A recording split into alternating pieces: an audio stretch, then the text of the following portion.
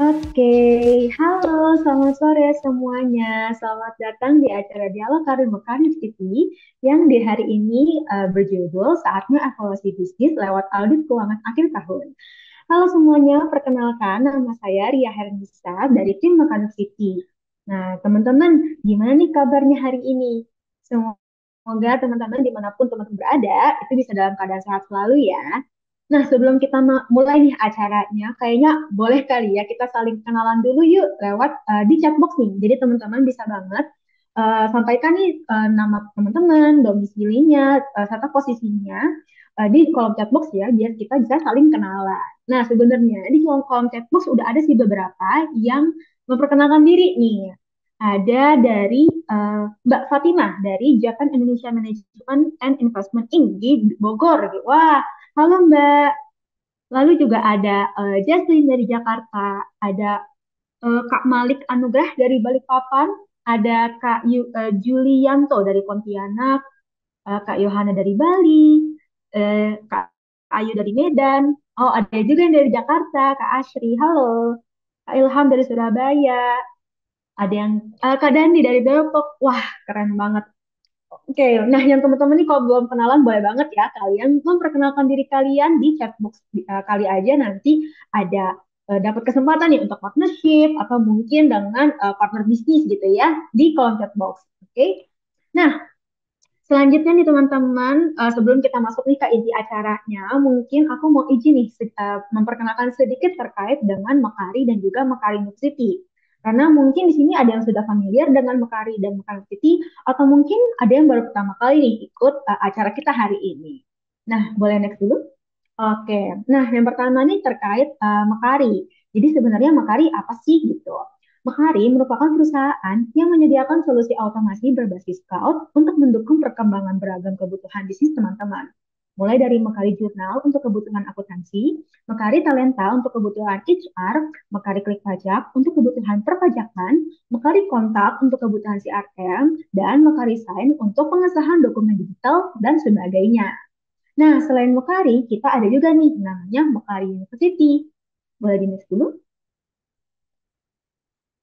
Oke, nah kalau Mekar University apa sih? Nah, Mekar University merupakan media belajar online bereputasi yang menyediakan berbagai kursus dan sertifikasi terbaik untuk membantu individu dan juga usaha berkembang tanpa batas. Di Mekar University, teman-teman nih bisa mengikuti berbagai macam topik, mulai dari HR payroll, akuntansi keuangan, perpajakan dan regulasi, bisnis dan wirausaha, serta mempelajari tentang penggunaan software-software Mekari. Nah, nggak cuma kursus dan sertifikasi nih, teman-teman juga bisa di Mekar City kita juga menyediakan yang namanya academic dan corporate collaboration dengan berbagai perusahaan dan juga lembaga akademik di Indonesia. Gak cuma itu, kita juga menyediakan berbagai aktivitas edukatif seperti acara yang teman-teman ikuti hari ini, yaitu Dialog Karir Mekanik City, yaitu sebuah webinar series yang diadakan secara rutin dengan mengundang para expert untuk membahas topik karir, bisnis, dan juga pengembangan diri di dunia profesional seperti itu. Jadi kalau misalkan nih teman-teman ada yang tertarik dengan program-program yang ada di Mekanik City, bisa banget nih untuk informasi lebih lanjutnya teman-teman pelajari dengan mengunjungi website kita di unit.mekanik.com atau bisa juga nih follow-follow di media sosial kami ya. Oke, nah boleh next dulu. Oke, nah sebelum masuk juga nih ke acaranya, aku mau jelasin juga nih sedikit tentang challenge kita di acara hari ini. Nah, di sini ada nggak ya yang mau dapetin akses kursus gratis di Makarim City? Boleh next dulu? Nah, kalau misalkan mendapat akses kursus gratis kayak gimana sih caranya? Gampang banget teman-teman, cuma perlu posting keseruan kalian mengikuti acara hari ini, baik di IG ataupun di LinkedIn kalian, untuk bisa mendapatkan satu kursus gratis pilihan teman-teman di Makari University. Nah, konten dengan alasan terbaik akan menjadi pemenang challenge kita hari ini ya. Nah, yang perlu diingat nih teman-teman, pastiin teman-teman mention ya akun nama Makalina City di postingan tersebut supaya tim kita tahu kalau misalkan teman-teman ikut challenge kita hari ini. Oke, boleh next. Nah, hari ini kira-kira apa aja sih yang bakal kita lalui, apa kita jalani ya di acara webinar kita hari ini? Boleh next? Yang pertama pastinya opening dulu ya. Lalu yang kedua, kita akan mulai nih masuk ke sesi utamanya, yaitu talk show untuk membahas tentang saatnya evaluasi bisnis lewat audit keuangan akhir tahun bersama expert kita hari ini. Gak cuma itu, nanti kita akan lanjut lagi nih dengan yang namanya sesi discussion atau Q&A, di mana teman-teman kalau misalkan nanti punya pertanyaan kepada speaker kita hari ini terkait dengan topik pembahasannya ya, itu bisa banget ya di sesi Q&A ini. Lalu di penghujung acara akan ditutup dengan closing. Seperti itu. Oke, boleh next. Oke, nah teman-teman pastiin ya kalau misalkan ini sampaikan feedback kalian terkait acara kita hari ini melalui feedback form rekaman webinar serta e-certificate. Nah, ngomong-ngomong masalah e-certificate, mungkin di sini ada yang bertanya-tanya tentang cara mendapatkan e-certificate-nya gitu ya. Jadi ada perlu diperhatiin dari teman-teman. Pertama, pastiin kalian untuk mengikuti acaranya hingga akhir dan fokus pada pembahasannya dulu ya. Kenapa? Karena e-certificate ini akan kita mulai proses setelah acaranya berakhir oleh tim Makanan City gitu. Jadi pastiin teman-teman untuk fokus dulu nih dan dapetin insight sebanyak-banyaknya yang akan disampaikan oleh speaker kita hari ini. Nah, yang kedua, pastiin teman-teman juga upload bukti kehadiran kalian ya melalui link yang ada di kolom chat box yang sudah di-share sama teman aku gitu. Jadi pastiin teman-teman untuk isi platform, ikuti dan simak pembahasannya ya di akhir sampai akhir acara. Lalu juga upload bukti kehadiran kalian untuk bisa mendapatkan sertifikatnya. Seperti itu. Oke, boleh next. Nah, kita udah mulai nih masuk ke inti acaranya, yaitu talk show gitu ya. Nah, sebenarnya siapa sih speaker kita hari ini? Boleh next. Nah, ini dia speaker kita hari ini yang akan kita ajak ngobrol ya lebih lanjut tentang cara audit keuangan di akhir tahun gitu. Pak Alvin Novalino yang menduduki posisi sebagai VP of Risk Management di PT TBS Energi Utama Tbk. Nah, sedikit memperkenalkan nih dengan Pak Alvin. Jadi Pak Alvin menandai perjalanan karirnya dengan pencapaian gemilang di bidang akuntansi dan juga manajemen risiko gitu ya. Dia memulai pendidikan tingginya di Universitas Andalas dengan meraih gelar Associate Sticky di bidang akuntansi dan keuangan. Kemudian dalam perjalanan karirnya, Pak Alvin juga menorehkan jejak kepemimpinan yang mengesankan ya. Bahkan sejak tahun 2021 hingga sekarang, beliau memegang posisi penting sebagai Vice President of Risk Management di PT TBS Energi Utama Tbk, di mana keahliannya dalam mengelola resiko telah memberikan kontribusi signifikan terhadap keseluruhan strategi perusahaan seperti itu. Nah, sebelumnya juga Pak Alvin sempat menangani tanggung jawab ya sebagai Internal Audit Manager di PT Adi Mitra Baratama Nusantara pada tahun 2018 hingga 2021. Gak cuma itu, Pak Alvin juga sebelumnya sempat menjadi Senior Associate ya di PwC Indonesia pada tahun 2013 hingga 2018. Nah, dilihat dari perjalanan karirnya nih ya, pokoknya ya keahlian Pak Alvin dalam manajemen risiko, audit internal, serta konsultasi bisnis landasan kuat nih bagi kontribusinya dalam mengambil keputusan strategis dan menjaga kesehatan finansial perusahaan. Wah, keren banget lah ya pokoknya. Dan pas banget, dan pokoknya cocok banget untuk kita ajak-ajak ngobrol nih dengan topik webinar kita hari ini seperti itu. Nah, tanpa berlama-lama lagi, kita sapa kali ya Pak Alvinnya. Halo Pak Alvin, sudah siapkah? Ya, halo, selamat sore semuanya. Selamat sore Pak Alvin, gimana nih Pak kabarnya di sore hari ini? Sehat-sehat, gimana kabarnya? Sehat, Alhamdulillah. Nah, sebelumnya terima kasih banyak ya Pak sudah mau nih menjadi speaker kita hari ini untuk berbagi insight bermanfaat dengan topik ya audit laporan keuangan gitu ya di tengah-tengah kesibukannya hari ini. Ya, Oke. Nah, Pak Alvin udah siap untuk kita ajak ngobrol Pak? ya, siap. Oke, nah aku mulai dulu ya kali ya dari pertanyaan pertama nih, pertanyaan pembuka. Boleh nggak sih Pak Alvin em, ceritain nih sedikit gambaran bagaimana sih Pak kegiatan sehari-hari atau daily activities Pak Alvin sebagai VP of Risk Management kayak gitu. Oke, baik. Terima kasih atas kesempatannya sore hari ini ya. Jadi, saya sendiri sekarang, tadi perkenalan lagi, saya Alvino Valino, sekarang menjabat sebagai VP Risk Management di TBS Energi Utama. Nah, kalau misalnya kita bicara soal risk management, sebenarnya suatu konsep yang sangat-sangat familiar lah buat semua orang gitu ya. Bahkan kalau kita mau nyeberang jalan pun juga sebenarnya kita udah ngitung resikonya. Nah, most likely itulah yang saya kerjakan di sini. Saya coba melihat, memperhatikan, dan mengkaji serta mendokumentasikan risiko-risiko yang memang ada di perusahaan. which is nanti kita akan buat dalam bentuk laporan manajemen risiko, baik dari sisi anak perusahaan maupun konsolidasi dengan holding dan anak perusahaan lainnya. Kira-kira seperti itu. Wah, oke. Pokoknya ya semua meneliti dan menilai, mengidentifikasi kira-kira resiko apa sih yang muncul di perusahaan gitu ya, Pak Alvin, di posisinya sekarang gitu. Ya, Oke, betul. oke deh Pak, terima kasih. Nah, mungkin aku langsung masuk kali ya pertanyaan yang spesifik nih, ngebahas tentang yang namanya audit laporan keuangan gitu kali ya. Nah, kan salah satu harapan para pemilik bisnis gitu ya, itu pasti ingin melakukan pengelolaan keuangan bisnis yang berlangsung secara efektif gitu ya Pak.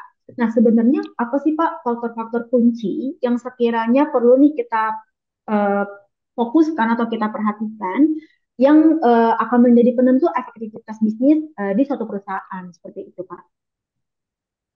Ya, oke.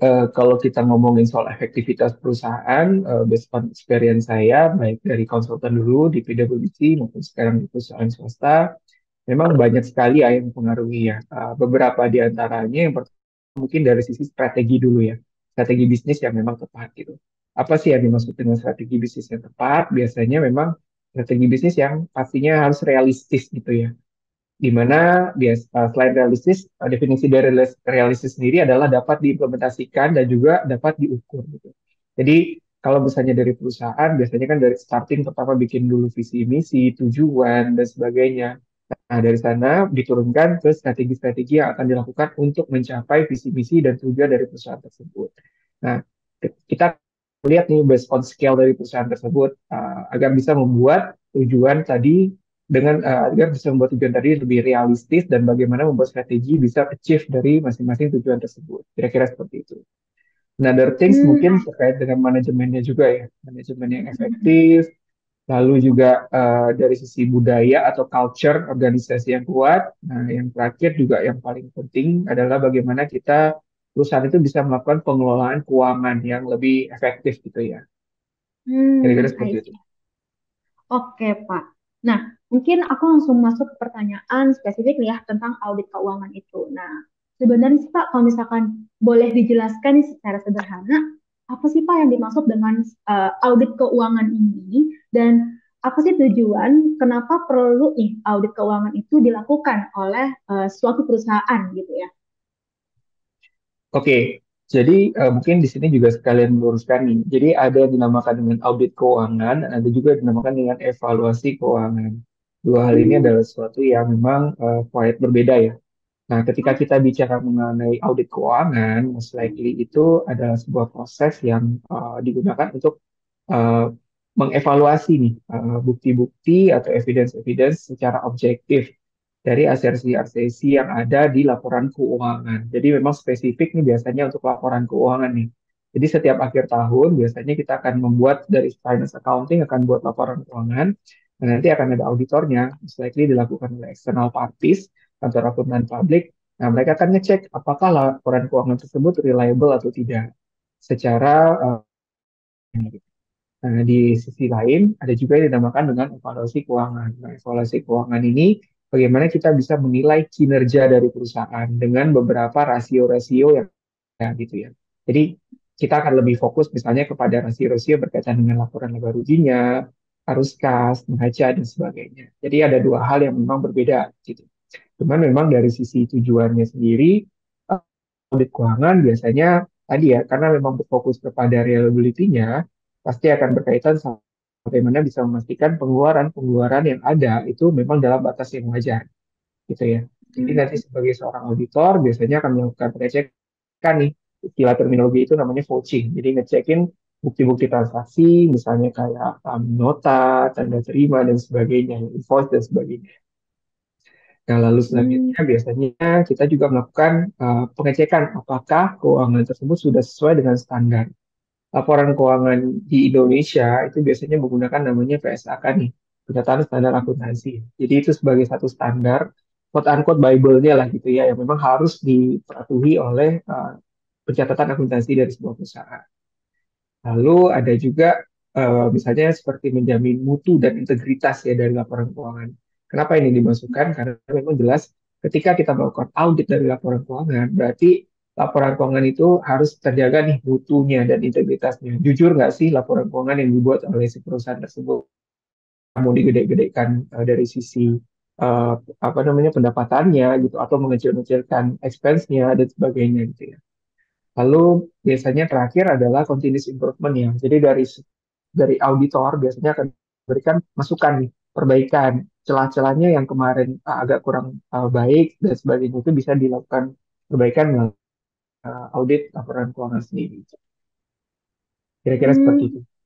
I see. Pokoknya ada yang namanya audit keuangan lebih berfokus kepada untuk mengecek apakah laporan-laporan keuangan yang dihasilkan oleh suatu perusahaan itu reliable sesuai dengan ketentuannya dan pokoknya ya bisa kalau bisa dilihat itu tuh bisa tahu kalau ini tuh akurat ya hasil laporan keuangan lebih seperti itu ya Pak kalau untuk audit laporan keuangan gitu ya.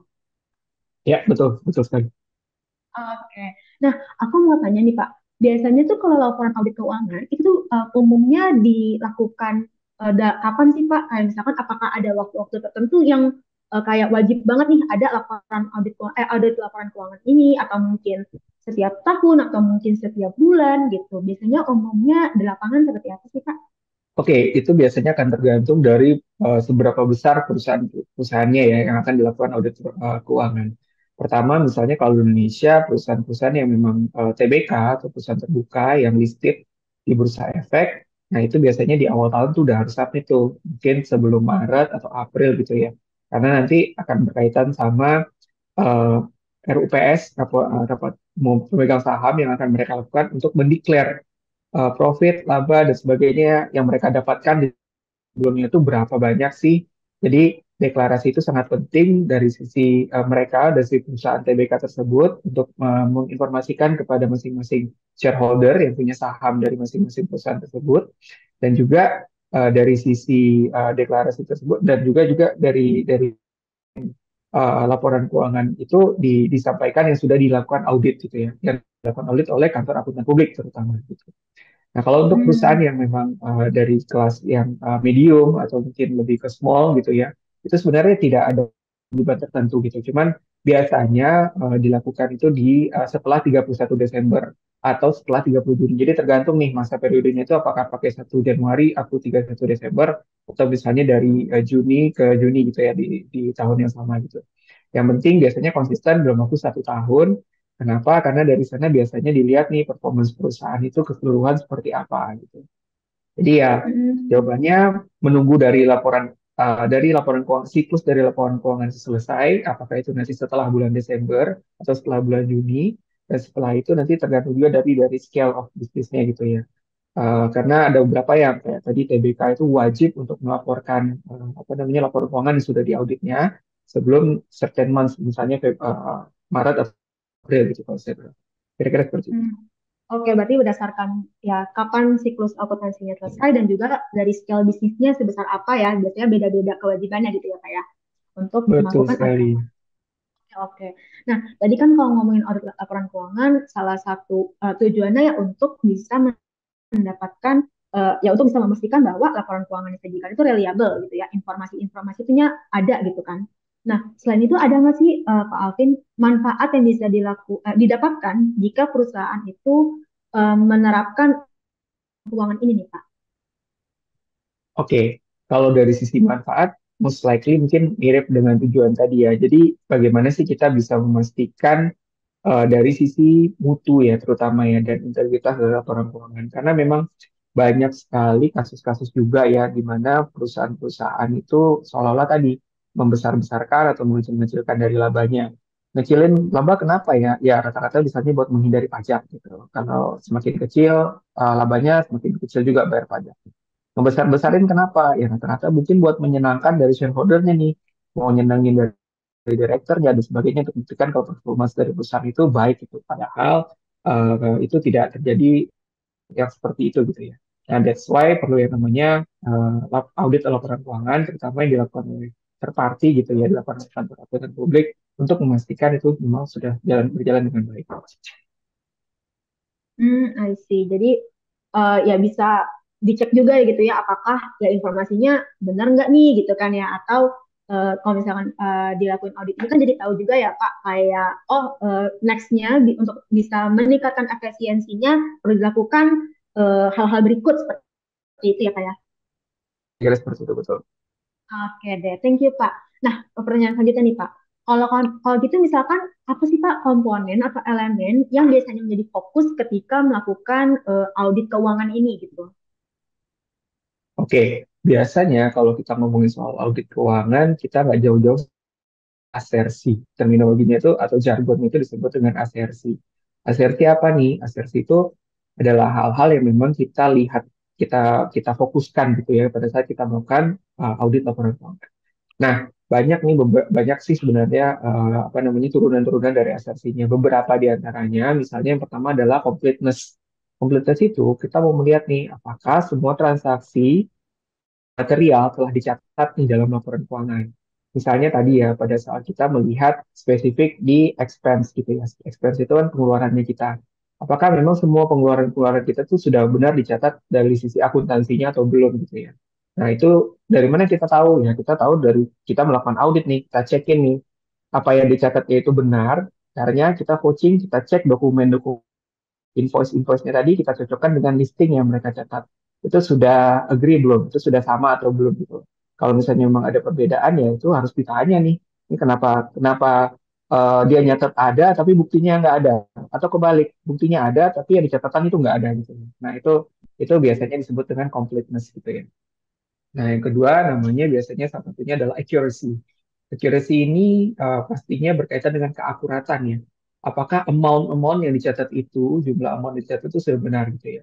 Misalnya tadi expense, dia nyatat pembelian sebuah mesin 100 juta dolar, 100 juta rupiah misalnya gitu ya, 100 juta rupiah. Dari invoicingnya tertulis 110 juta, tapi yang dicatat di akuntansi 100 juta. Nah, berarti nggak akurat nih. Ada yang salah nih dari pencatatannya, pencatatan akuntansinya. Nah, itu juga bisa ditemukan ketika kita melakukan audit laporan keuangan. Karena kan ya mungkin kita sebagai staff accounting dan sebagainya silap, salah taruh atau typo dalam melakukan input apa namanya akuntansi dan sebagainya. Jadi itu bisa dibantu nih dengan dilakukan audit tadi. Nah, the next-nya biasanya adalah existence di salah satunya. Existence ini kita mastiin apakah memang transaksi itu beneran ada atau enggak gitu ya. Nah, ini nih yang biasanya juga berkaitan sama fraud-nya nih. Apakah memang transaksi-transaksi yang dicatat itu benar ada atau enggak. Tadi, apakah itu mau labanya dibesar-besarkan atau labanya dikecil-kecilkan. Kita tahu dari mana, kita cek lagi ke namanya supporting dokumen. Kita cek yang dicatat itu beneran ada nggak sih invoice-nya, yang dicatat itu misalnya ada nggak sih perjanjiannya dan sebagainya. Nah, salah satu lagi misalnya berkaitan dengan yang disebut dengan cut off gitu ya.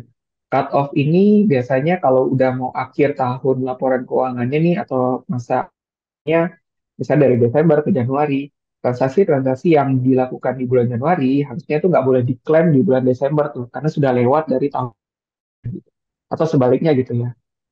Jadi intinya kita tidak boleh apa namanya mengklaim yang dilakukan di tahun berikutnya itu pada saat tahun berjalan laporan keuangannya. Nah, itu disebut dengan cut-off.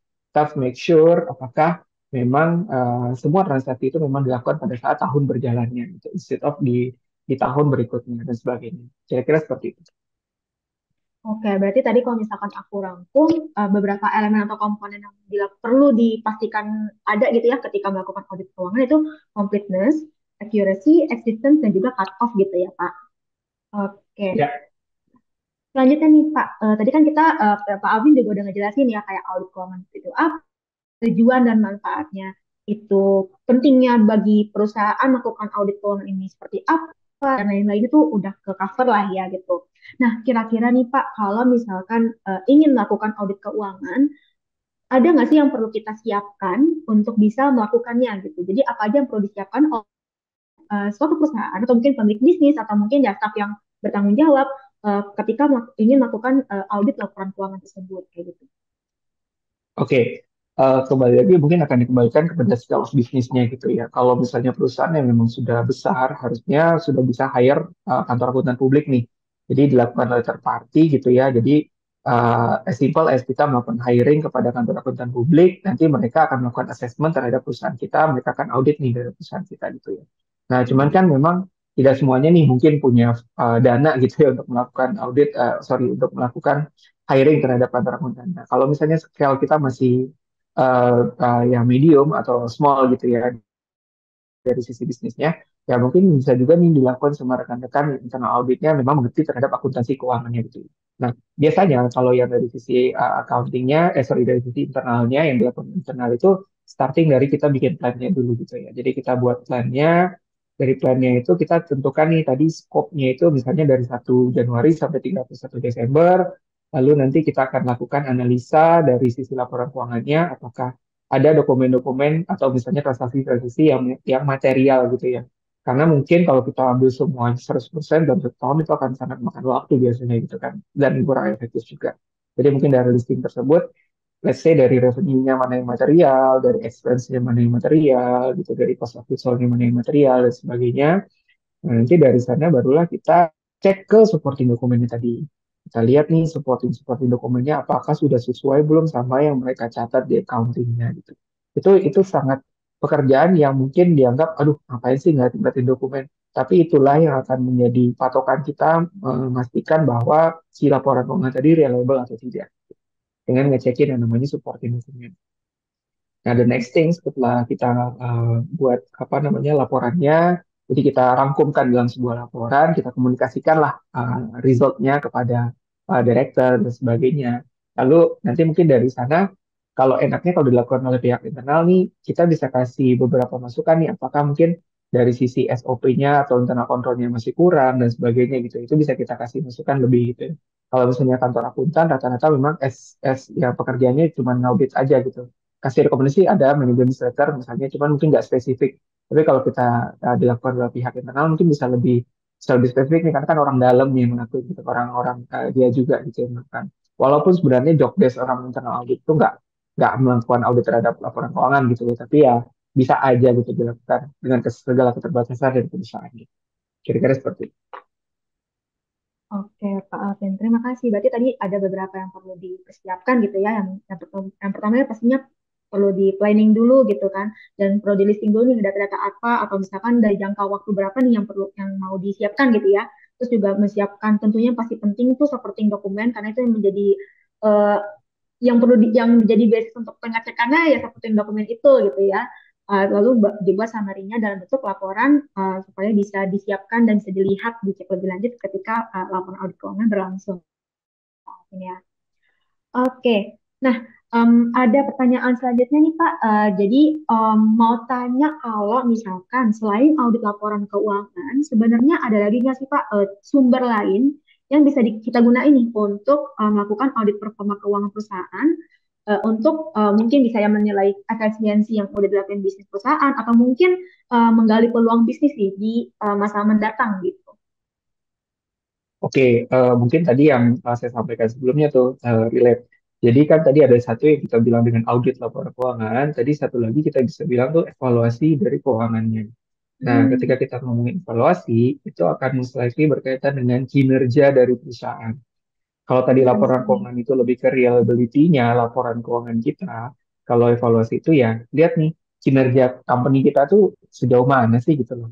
Mungkin dari Hmm, sisi dari situ biasanya akan berkaitan dengan yang namanya rasio-rasio keuangan. Nah, mungkin nanti rekan-rekan di sini mungkin ada yang udah familiar ya atau belum ya, ada yang namanya current ratio, ada yang namanya quick ratio gitu ya. Ada beberapa rasio-rasio keuangan yang bisa kita cek nih dari laporan keuangan yang sudah apa namanya diproduksi nih oleh tim finance dan accounting kita. Disitulah kita bisa lihat seberapa sehat nggak sih perusahaan kita nih gitu ya, seberapa baik nggak sih pendanaannya kita dan sebagainya. Jadi banyak nanti rasio-rasio keuangan, salah satunya misalnya ada debt to equity ratio ya. Jadi sebuah apa ya analisa untuk mengukur persentase antara utang dan modal yang dimiliki gitu ya. Jadi kita lihat nih seberapa besar sih utangnya kita masih masih wajar nggak sih utangnya kita dan sebagainya gitu ya. Atau ya ada tuh aset ratio nih kita bandingkan tadi utang kita dengan berapa total asetnya perusahaan gitu. Misalnya hasil dari debt to asset ratio itu lebih tinggi, maka semakin tinggi juga resiko perusahaan dalam melunasi kewajibannya. Jadi ya utang kita lebih gede daripada aset kita gitu ya. Itu kan wah udah kurang sehat nih gitu. Kebanyakan utang daripada aset. Harusnya kan tadi kalau kita punya utang, aset kita kalau bisa nalangin lah kalau kita udah nggak mampu bayarnya. Ini sekarang utang kita jauh lebih tinggi daripada aset kita. Kira-kira logikanya seperti itu. Dan banyak rasio-rasio lain yang memang apa namanya bisa digunakan lah untuk melihat dari sisi apa namanya kesehatan dari perusahaan tersebut. Oke, Pak. Terima kasih untuk jawabannya. Nah, oke nih. Pertanyaan selanjutnya, ketika melakukan audit laporan keuangan, itu sebenarnya ada nggak sih Pak ukur atau mungkin angka pasti atau mungkin indikator yang kita jadi bisa tahu nih, oh ini tuh ternyata keuangan perusahaan ini cukup ya dan mungkin bisa membuka banyak peluang gitu kan. Atau mungkin ada juga nggak sih kayak indikator atau tolak ukur yang menunjukkan bahwa oh kayaknya kondisi keuangan perusahaan ini kurang oke gitu ya dan perlu melakukan evaluasi lebih lanjut gitu kan. Itu ada nggak sih Pak yang bisa uh, ukur tersebut gitu? Oke, kalau dari sisi auditnya sebenarnya itu belum bisa memperlihatkan kesehatan dari perusahaan karena di sana biasanya akan lebih fokus kepada sejauh mana nih perusahaan itu bisa dipercaya dalam produksi laporan keuangan. Makanya tadi biasanya dilakukan oleh pihak-pihak yang independen gitu ya, seperti external auditor yang ditunjuk gitu. Jadi jawabannya lebih ke bagaimana sih si external auditor itu memastikan laporan keuangan ini reliable atau enggak gitu. Misalnya ya kalau perusahaan TBK nih dari Bu Rianya punya saham nih di sana gitu ya. Dia punya saham di sana terus dia pasti akan ngerasa wah laporan keuangannya ini benar nggak sih? Dia bikin statnya revenue-nya 5 juta dolar, terus profitnya itu misalnya let's say ada 3 atau 4 juta dolar gitu ya. Sebenarnya cuma sejuta nih. Benar nggak sih? Nanti bagi dividendnya berapa nih? Benar nggak sih? Saya tahu dari mana ini benar. Nah, disitulah tadi fokus audit laporan keuangan untuk memastikan bahwa laporan keuangan yang disajikan oleh perusahaan itu memang tepat gitu ya secara secara yang signifikan gitu ya. Nah, kalau misalnya kita ngomongin kesehatan keuangan, kita balik lagi kita lihatlah yang namanya si rasio keuangan. Rasio keuangan dapat dapat dari si laporan keuangan tadi gitu, baik dari unaudited ataupun yang sudah diaudit. Kita ceklah debt to service ratio-nya gitu loh. Kita cek juga cash ratio-nya dan sebagainya gitu. Jadi kita lihat keseluruhan dari laporan keuangan, wah kalau ini tadi utangnya lebih besar daripada asetnya, nggak sehat nih, berarti nggak bisa nih saya investasi di sini gitu. Atau misalnya kita lihat dari sisi umur perusahaan, kalau udah utang lebih besar daripada aset, wah udah nggak beres nih berarti nih. Kita lihat juga mungkin dari cash flow-nya udah kebanyakan yang negatif, berarti sudah tidak sehat lagi. Jadi dua hal itu sebenarnya dua hal yang berbeda tapi bisa dihubungkan gitu. Mungkin ketika sudah dilakukan audit, ketika laporan keuangannya sudah reliable, barulah kita analisa sehat nggak sih nih laporan keuangannya menggunakan financial ratio yang ada. Kira-kira seperti itu. Oke, berarti memang em, ya untuk menilai apakah posisi atau ya kondisi keuangan perusahaan itu sehat atau enggaknya, ya dilakuin itu ya melalui evaluasi gitu ya, melalui rasio-rasio yang tadi Pak Alvin sudah jelaskan. Tapi untuk melakukan itu pada dasarnya basis laporan keuangannya juga mesti reliable gitu ya Pak, makanya perlu dilakuin namanya audit laporan keuangan seperti itu ya Pak ya hubungannya. Iya, betul. Oke, jadi memang ya keduanya berbeda tapi keduanya berhubungan gitu ya Pak, sama-sama penting untuk dilakuin gitu ya. Ya, betul-betul Oke, sekali. oke deh Pak, terima kasih. Nah mungkin ini pertanyaan terakhir kali ya sebelum kita nanti ketemu lagi di sesi Q&A. Jadi kalau ini kan udah seru banget ya ngomongin tentang audit keuangan, ngomongin tentang evaluasi keuangan di akhir tahun gitu ya. Kira-kira nih kalau misalkan dari Pak Alvin nih, ada yang bertanya eh, apa sih yang perlu dilakuin atau mungkin ada referensi nggak dari Pak Alvin kalau misalkan di teman-teman di sini ada yang penasaran lebih lanjut tentang atau mempelajari lebih lanjut tentang si audit laporan keuangan ini Pak. Ada nggak sih suggestion tersendiri dari Pak Alvin? Ya, untuk mempelajari laporan keuangan, audit laporan keuangan sih sekarang udah banyak banget source-nya ya. Mungkin juga di Mekari juga udah ada nih yang apa namanya kelas-kelas juga yang berkaitan sama si laporan keuangan sendiri gitu ya. Cuman memang sebelum kita melangkah ke yang audit laporan keuangannya, bisa juga nanti belajar dulu nih keseluruhan dari company itu, perusahaan itu apa aja sih dalamnya. Nah, dulu itu apa namanya saya juga pernah ngasih kelas juga kalau nggak salah di dialog yang tahun lalu. Salah satunya tuh ngomongin yang namanya freelance of defense gitu. Jadi dari perusahaan itu dilihat pertama internal control dulu, terus kedua dari manajemen, yang ketiga biasanya ada internal audit. Nah, dilihat nih dari masing-masing itu juga Mekari sepertinya juga punya ya beberapa kelasnya gitu ya, yang memang relevan gitu membentuk perusahaan. Dari perusahaan itu nanti akan memproduksi laporan keuangan dan dari laporan keuangan barulah dilakukan audit terhadap laporan keuangan sendiri. Oke, jadi ya emang banyak yang mesti dipahami dulu ya untuk bisa sampai mempelajari audit laporan keuangan. Paham dulu nih tentang laporan keuangan pembuatannya kayak gimana, terus juga paham tentang internal control yang perlu dilakukan supaya laporan keuangan itu oke gitu ya, dan baru bisa menjalankan yang namanya audit laporan keuangan seperti itu ya dari Pak Alvin. Ya, itu. Oke, Oke Pak, thank you sebelumnya nih sudah menjawab beberapa pertanyaan dari aku tentang audit laporan keuangan. Nanti mungkin kita akan ketemu lagi ya Pak di sesi Q&A bersama teman-teman yang ingin bertanya nih kepada Pak Alvin. Thank you Pak. Oke. Oke deh, nah gimana teman-teman? Very very insightful ya dari Pak Alvin yang ngebahas nih tentang ya pentingnya audit laporan keuangan, tujuannya seperti apa, terus hubungannya dengan evaluasi bisnis gitu ya untuk kedepannya seperti apa supaya tahu kondisi keuangan di perusahaan nih oke atau enggak nih. Nah keren banget, thank you so much Pak Alvin sudah membagikan insight-nya gitu ya. Nah kalau misalkan teman-teman nih tadi juga udah dijelasin ya sempat dimention juga sama Pak Alvin pengen belajar nih terkait auditing laporan keuangan mungkin atau juga terkait dengan internal control itu bisa banget ada loh kursus-kursusnya di Mekar University. Nah simak terus ya informasi dari aku untuk tahu promo menarik terkait dengan kursus-kursus tersebut. Nah sebelum aku lanjut lagi, sebelumnya aku juga mau ingetin kalau misalkan punya pertanyaan ya kepada Pak Alvin dengan yang relate dengan topik kita hari ini, boleh banget ya sampaikan pertanyaan teman-teman di kolom Q&A ya. Nanti kita akan tanyakan kepada Pak Alvin di sesi Q&A. Seperti itu. Boleh next dulu? Oke, nah tadi kan kita udah bahas ya terkait audit laporan keuangan dengan Pak Alvin gitu. Nah sebenarnya teman-teman ini gak perlu kalau misalkan ingin melakukan laporan keuangan dan mengambil keputusan lebih percaya diri lagi karena ada yang namanya Makari Journal dengan fiturnya laporan keuangan. Di sini fitur laporan keuangan dari Makari Journal itu akurat, real time dan juga instan. Jadi teman-teman bisa banget nih mengelola bisnis teman-teman dengan lebih efisien. Selain itu teman-teman juga bisa mendapatkan insight bisnis yang mudah digunakan dengan pilihan dari lebih dari 30 template laporan keuangan yang bisa disesuaikan dengan kebutuhan bisnis teman-teman. Nah, jadi teman-teman di sini mungkin baik itu staff, manajer di suatu perusahaan, atau mungkin pemilik bisnis bisa banget menggunakan Mekari Journal dengan fitur laporan keuangan serta fitur-fitur keren lainnya dan bergabung dengan Mekari Journal sekarang untuk bisa mendapatkan kemudahan membuat keputusan bisnis yang tepat seperti itu. Nah, kalau misalkan teman-teman di sini ada yang tertarik dengan Mekari Journal, bisa banget ya beri sampaikan kebutuhan teman-teman di form kita yang ada juga di link chat box ya untuk tahu lebih lanjutnya seperti itu. Boleh next? Oke, nah sebelumnya aku mau ngingetin lagi terkait challenge kita hari ini nih teman-teman. Boleh next? Nah teman-teman, kalau misalkan ikut challenge kita hari ini, teman-teman bisa mendapatkan satu kursus gratis pilihan teman-teman di Mekar University. Caranya gimana? Caranya gampang banget, teman-teman.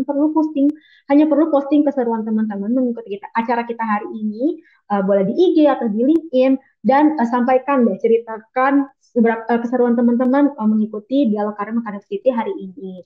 Nah, konten dengan alasan terbaik itu akan mendapatkan dan menjadi pemenang dan mendapatkan satu kursus gratis pilihan teman-teman di Mekar University. Nah, jangan lupa ya mention akun Mekar University di postingan teman-teman supaya tim kita tahu nih kalau teman-teman ikut challenge kita hari ini.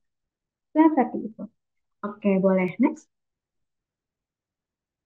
Oke, nah kita sudah masuk lagi nih ke sesi Q&A. Pak Alvin boleh kembali lagi? Kita akan coba nih. Ada beberapa yang sudah masuk nih pertanyaannya di sesi Q&A kita. Sudah siap, Pak? Ya, Oke. Oke, aku mulai dari pertanyaan pertama ya, dari Nur Fadila Dila. Ini dia bertanya dari sesi discussion yang ada di platform kita. Apa yang dapat dilakukan oleh seorang auditor apabila temuan salah saji yang didapatkan dalam laporan keuangan di bawah batas nilai materialitas, sorry, kayak gitu Pak. Dari pertanyaannya Nur Fadila Dila. oke. Ketika kita bicara mengenai laporan keuangan, audit laporan keuangan memang akan ada yang namanya materiality ya, atau materialitas gitu ya. Materialitas sendiri itu memang batas di mana kita melihat kewajaran dari laporan keuangan. Seharusnya ketika memang di bawah batas materialitas dan tidak signifikan terhadap laporan keuangan tersebut, ya kita bisa ignore ya gitu. Kecuali misalnya ada anomali-anomali yang apa namanya banyak nih, banyak banyak di bawah materiality, tapi ada beberapa anomali data yang sebelumnya memang nggak ada gitu di company-company lain yang kita audit tuh. Nah itu kalau kita staff atau misalnya masih associate atau senior associate, kita harus konsultasi dulu nih ke atasan, ke manajer gitu.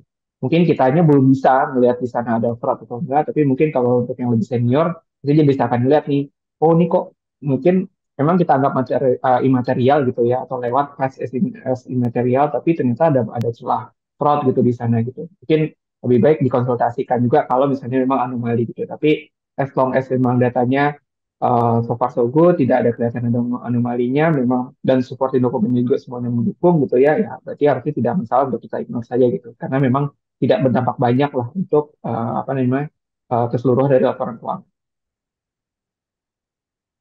Oke, I see. Semoga Kak Nur Fadila Dila terjawab pertanyaannya dari jawaban Pak Alvin. Oke, next pertanyaannya, ini ada yang bertanya, em, setelah melakukan audit keuangan, hal apa yang harus dilakukan agar bisa mengawali awal tahun bisnis dengan tujuan bisnis seperti itu? Oke, setelah kita lakukan audit laporan keuangan tadi, mungkin lebih baiknya kita evaluasi nih laporan keuangannya kita.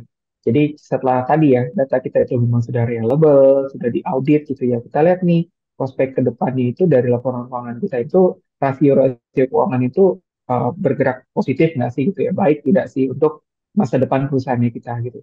Tadi apakah utangnya lebih besar daripada asetnya gitu atau cash ratio-nya juga lancar gitu atau cash flow-nya juga dilihat positif nggak sih atau banyak negatifnya nih, banyak utangnya gitu dan sebagainya gitu. Jadi alangkah baiknya juga kita cek nih, kita evaluasi keuangan kita, laporan keuangan kita berdasarkan financial financial ratio yang memang ada gitu ya, yang memang sudah terstandarkan gitu untuk melihat sehat nggak sih sebenarnya perusahaan kita ini gitu. Kira-kira seperti itu. Oke deh, thank you Pak. Oke, buat next pertanyaannya, sebentar. Oke, oke. Nah, mungkin ini ada yang bertanyanya, bagaimana perusahaan dapat berencana untuk memantau dan mengukur realisasi tujuan bisnis pada tahun 2024? Oh, mungkin dari Pak Alvin ada yang bisa menjawab. Sorry, gimana? Bagaimana? Apa tadi? Sorry. Bagaimana perusahaan dapat berencana untuk memantau dan mengukur realisasi tujuan bisnis pada tahun 2024? Oh, I see. Oke. Yang pertama mungkin kita lihat dulu ya dari evaluasi gitu ya. Perusahaan tersebut misalnya punya KPI gitu ya. Nah, itu mungkin bisa dievaluasi nih per 6 bulan atau per 1 tahun dulu gitu.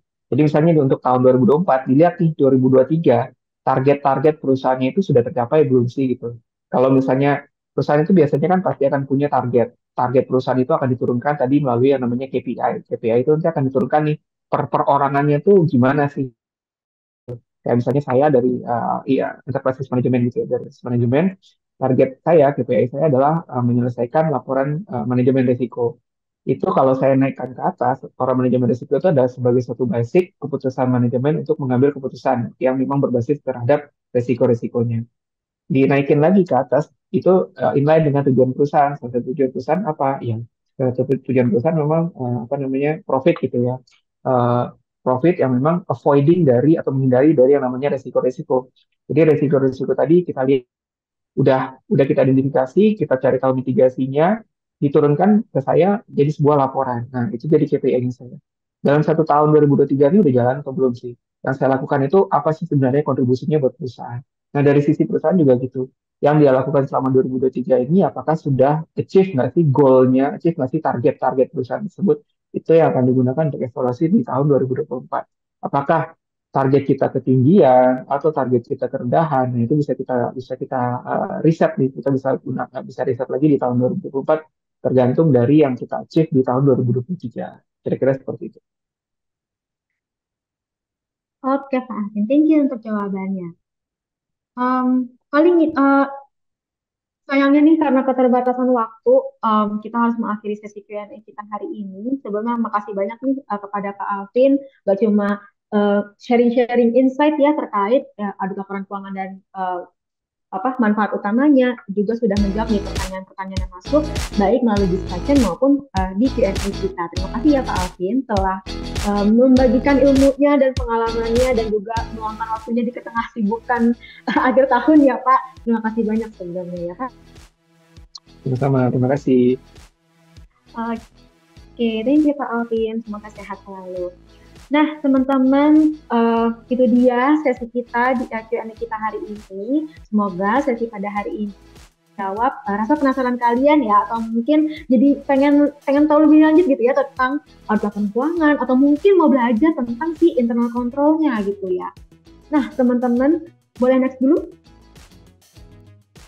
Oke, nah pas banget nih. Aku selanjutnya mau memperkenalkan kepada kalian yang sekiranya oke gitu ya, dan juga relate nih dengan topik pembahasan kita hari ini. Boleh next? Nah, khusus pertama nih bagi teman-teman yang pengen nih mendalami tentang konsep dan praktik tentang auditing, apalagi yang spesifik dengan audit laporan keuangan, itu bisa banget nih ikuti kursus Mekanistik 1 ini, auditing, konsep dasar audit laporan keuangan. Selanjutnya. Nah, nggak cuma itu, bagi teman-teman yang ingin melangkah nih lebih jauh untuk bisa memahami penerapan pengendalian internal yang lengkap dan tepat perusahaan, ya salah satunya dari aspek keuangan perusahaan ya, itu bisa banget ikuti kursus Corporate Internal Control di Mekar University. Nah, kursus ini juga dibawakan oleh pembicara kita hari ini, yaitu Pak Alvin, yang tentunya udah nggak usah diraguin lagi deh ya, terkait knowledge dan juga practical knowledge yang di sharing Pak Alvin di kursus ini. Lanjutnya. Nah, kenapa sih harus ikut kursus di Mekanik City? Tentunya dengan mengikuti kursus di Mekanik City, teman-teman akan mendapatkan kemudahan akses kursus yang fleksibel dimanapun dan kapanpun.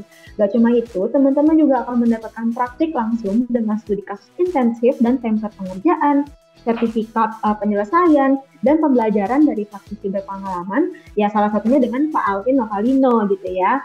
Dari penjelasan sesi hari ini udah kebayang banget dong bagaimana pengalaman dan knowledge dari yang di-sharing Pak Alvin tuh bakal lebih deep lagi nih, bakal lebih banyak lagi yang dibahas di kursus-kursus yang ada di Mekanik City gitu ya. Salah satunya di kursus Pak Alvin, seperti itu. Selanjutnya, next dulu. Nah, kalau misalkan teman-teman tertarik untuk ikut kursus-kursus, salah satunya bisa auditing, konsep dasar audit laporan keuangan, atau ikut kursus dari Pak Alvin di Corporate Internal Control, bisa banget gunain kode voucher DK33 untuk mendapatkan diskon sebesar 50%. Kode voucher ini cuma bisa dipakai hari ini ya guys, hari ini banget nih. Jadi cuma dengan seharga kopi susu kamu udah bisa menambah pengetahuan dan pengalaman kamu seumur hidup. Jadi pastiin teman-teman untuk menggunakan kode voucher kita hari ini ya, untuk mengikuti berbagai kursus yang ada di Makari University. Boleh next? Oke, nah teman-teman, aku mau ingatkan juga nih terkait bagi yang belum mengisi feedback form ya dan menyampaikan feedback teman-teman kalian di webinar hari ini, boleh banget isi feedback form kita dengan klik link yang ada di kolom chat box untuk bisa mendapatkan webinar dan juga e-sertifikat serta penawaran-penawaran menarik lainnya dari Mekar University. Boleh nih? Oke, kita udah sampai nih di akhir acaranya. Sebelumnya aku mau ngucapin again thank you so much kepada Pak Alvin yang sudah berbagi ilmunya di hari ini ya. Dan juga kepada teman-teman yang sudah hadir di acara kita hari ini, thank you so much. Semoga teman-teman bisa mendapatkan banyak manfaat dan knowledge ya di sesi kita hari ini. Dan jangan lupa untuk ikuti sosmed Mekar University untuk tahu nih mungkin ada penawaran atau ada event-event seru apa lagi sih selanjutnya dari Mekar University. Ikuti sosmed kita baik di IG, LinkedIn, dan Twitter, itu boleh banget ya teman-teman. Nah, sampai jumpa. Mau mengucapkan lagi thank you so much dan mohon maaf juga kalau misalkan ada kesalahan dari aku atau tim. Dan sampai jumpa di acara selanjutnya. Bye!